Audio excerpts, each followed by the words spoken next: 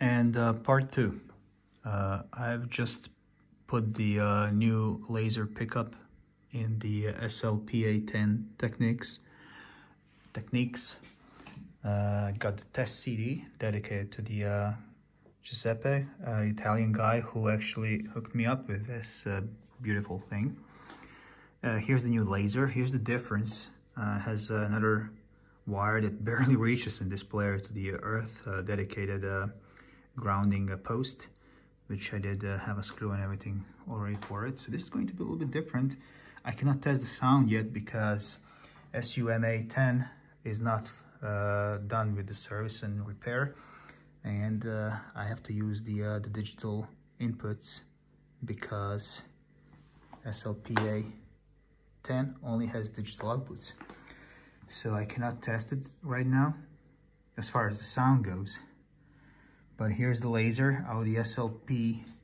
I think these were put in 777 and 999. I'm not sure which one this one came out of. It was a little bit different, so I had to fiddle it around to sneak it in there, the front part, because this part is protruding out a bit more than on these. See what I'm talking about? So, but it did fit in.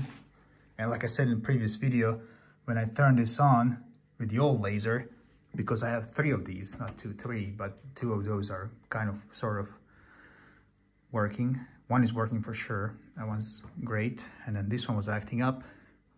So when I turn it on, interestingly enough, it worked with that one. So let's not make this video any longer than it should be.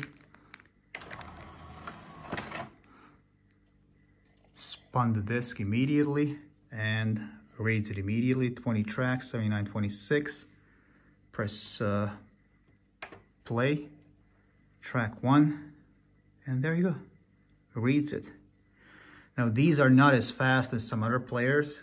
These don't have a fast access, and that's not due to the laser pickup, it's due to the electronics it's using. These are more like a hi-fi audiophile oriented units. They're not like a professional DJ stuff that has immediate access, but it's good enough. And there you go. See how this slows down with the speed? Let's go all the way back. Last track. That's pretty fast. See how slowly it is spinning now because it's towards the end of the disc. And then it speeds up as I go all the way to the first one. Makes a little bit of noise, but once you put the cover, all that noise. It's actually much smoother than the other ones that I have. These are still not as smooth as SL-PA10, for instance, that has that scissor working thing, and those are very smooth operators. But look at this. It works. Gosh, I'm excited. And I want to see, is there any difference in sound, since this one is a little bit different. These are supposed to be more stable, if stability is something, and it isn't. And then, like I said, once you put the cover on, it has this absorbing material as well on it. I have one more cover somewhere over there.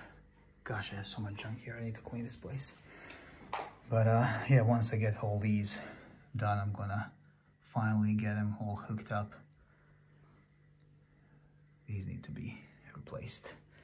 All right, so SL-PA10 is working. 2 of these are up and running. Yay.